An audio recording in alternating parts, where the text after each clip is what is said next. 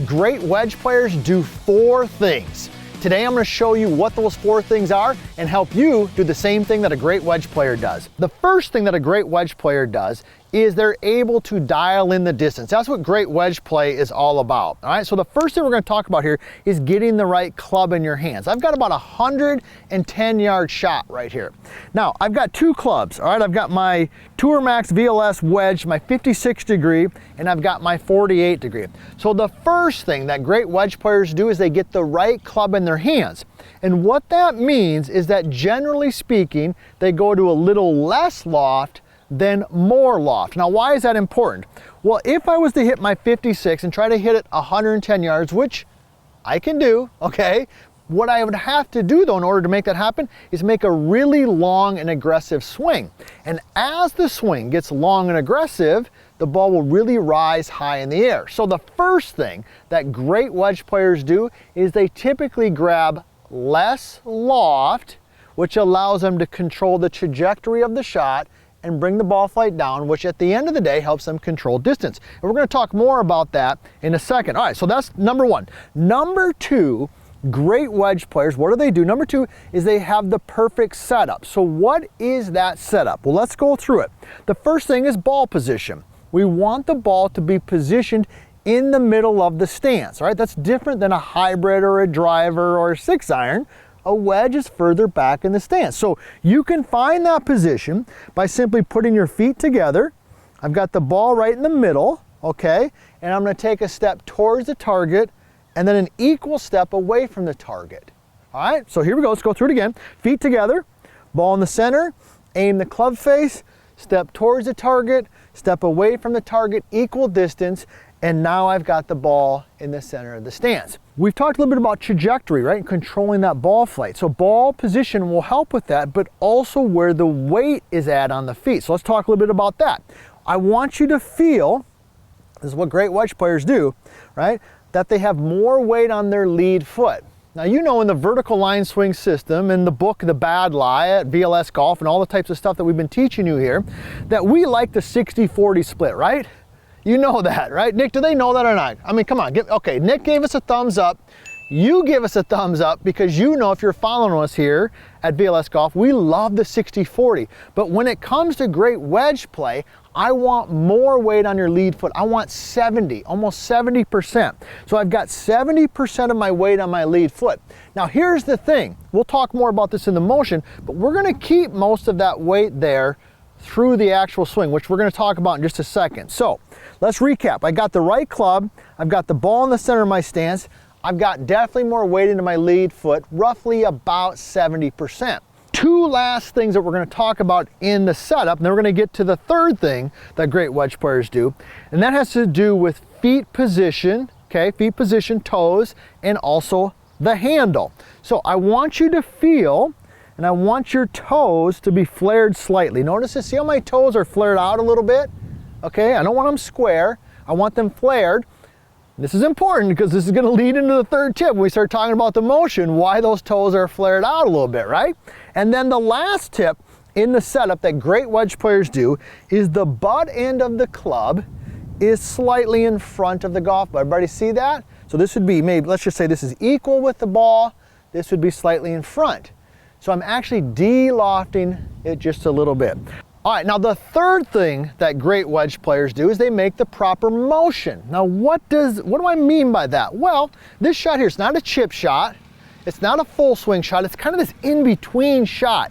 Now it's also a finesse shot, right? So when we swing the golf club with a wedge to be a great wedge player, it's more rhythm and pace, meaning I'm definitely turning my hips, I'm definitely turning my shoulders, but my arms are really working in unison. That's the key, in unison with my pivot. So let me just demonstrate that because I think it will help you understand it better. So when my arms work in unison with my body pivot, it looks more like this. Everybody see that? All right, kind of looks like our little 3-setter, right? We love those 3-setters. Now that's different than when we're hitting like a full swing, like a driver, right? When you've watched any of our driver tips, you know that we got the nice big pivot and we're really letting those arms go. But to be a great wedge player, we want the arms to work in unison with the body. So it looks something like this. We're set in here. My arms just work with my pivot versus working not with them in unison. So that would be the third thing. Now, the question is you might be asking yourself, all right, Todd, that sounds good, but how do I practice that? Well, I would do the 3-setter. I think that's the 3-setter.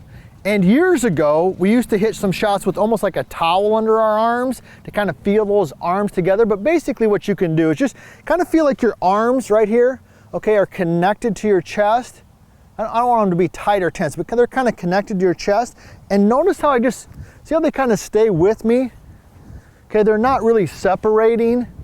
Separation is okay when we get into like the drivers and things we talked, but for great wedge play, they stay relatively pretty connected. Let me go ahead and hit a shot so I can demonstrate that motion. I got a couple other things we're going to talk about here. So I got that ball position, I got the forward shaft lean. There we go. Notice the finish a little bit there. Now, I also want to say this on the motion, okay?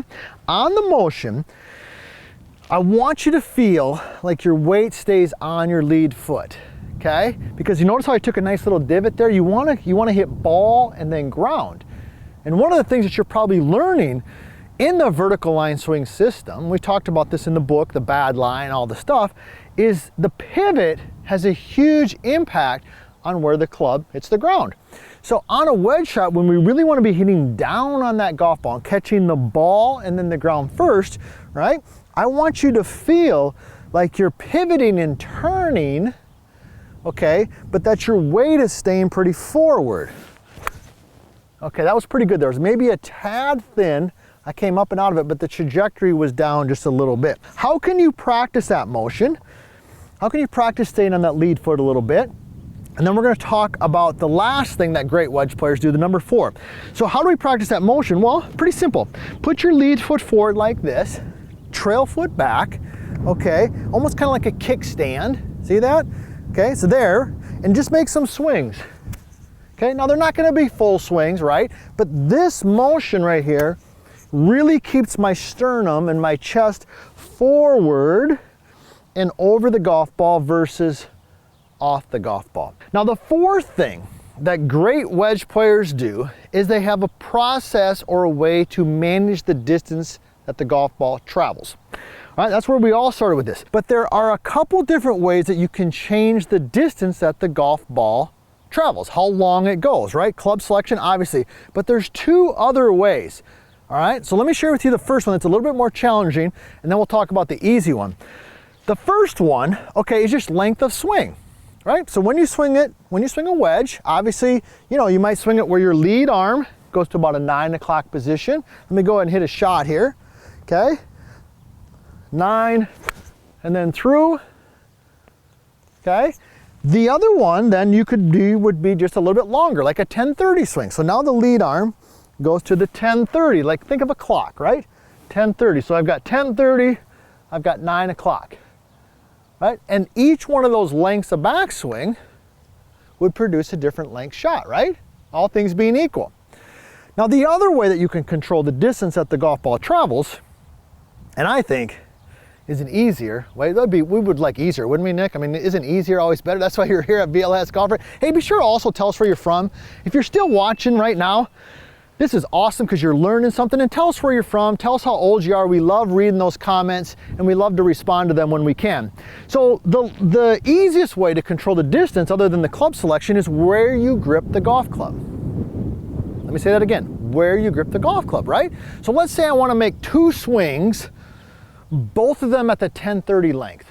2 swings, 10:30 length. But one of them I'm going to grip down, let's say a couple inches, and I swing it to 10:30, that ball is going to go a certain distance because I've made the club shorter. The next one, I grip it normal around the end, I swing it to 10:30, that golf ball is also going to go a certain distance. So great wedge players have a process that they go through. These are the 4 steps that you can also do to become a great wedge player.